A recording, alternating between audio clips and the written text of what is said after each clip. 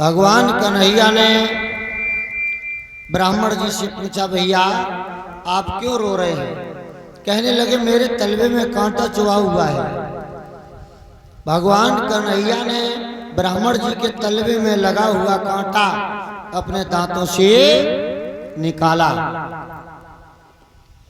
उसी समय भगवान श्याम की और उन ब्राह्मण जी की मित्रता हो गई, जिनका नाम था श्री सुदामा जी।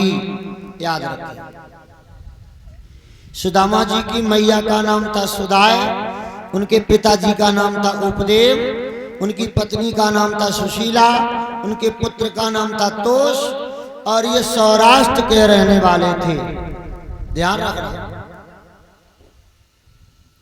ये सौराष्ट्र के रहने वाले थे। आज वहीं पर मित्रता हो जाती है। श्री कृष्ण सुदामा जी बलराम के सहित चले जा रहे हैं सांदीपन मुनि के यहाँ पर शिक्षा ग्रहण करने के लिए। शिक्षा ग्रहण करते करते प्रमाण ये मिला है कि भगवान कन्हैया ने 14 दिन में 64 कलाओं का अध्ययन प्राप्त कर लिया। एक समय की बात, गौर माता ने कृष्ण और सुदामा को बुलाया और उनके पास थोड़े चने रखे हुए थे। वो चने सुदामा जी को दिए और कहा, जाइए किसी जंगल में चले जाओ और लकड़ी तोड़ के लाना है, और जब तुमको भूख लागे तो दोनों भैया बराबर मिला करके भाग करके खा लेना। सुदामा जी को चने दिए और विदा कर दिया। माघ का महीना है, सर्दी पड़ रही है। भगवान कन्हैया वृक्ष पर चढ़े लकड़ियां तोड़ रहे, सुदामा जी नीचे बैठे हुए। वर्षा होने लगी, सुदामा जी को भूख लगी। सुदामा जी ने वही चने निकाले और आधा हिस्सा करके सुदामा जी ने खा लिए। सुदामा जी की भूख शांत नहीं हुई। तब श्री सुदामा जी ने पूछा और अपने हृदय में ये सोचा कि मेरी भी भूख शांत नहीं हुई।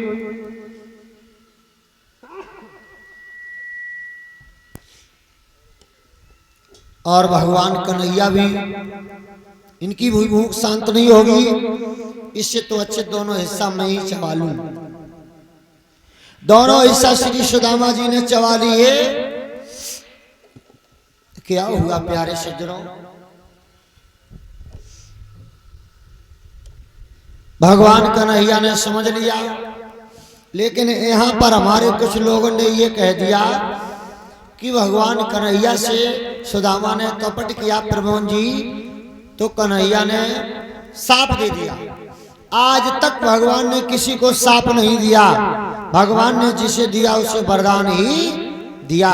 लेकिन सुदामा जी को गरीबी का सामना क्यों करना पड़ा, आगे देखेंगे आप सभी लोग।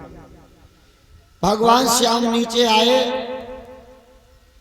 केवल भगवान कन्हैया ने ये तो सोचा, और आप लोग भी ध्यान रखें, अन्न पराओ खाई के यही मिलती है सीख, हो दरिद्री जगत में और घर घर मांगो भीख।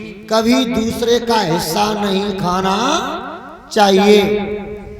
अब भगवान कन्हैया नीचे आए, लकड़ी का गट्ठा सुदामा जी के सिर पे रखा और चल देते हैं।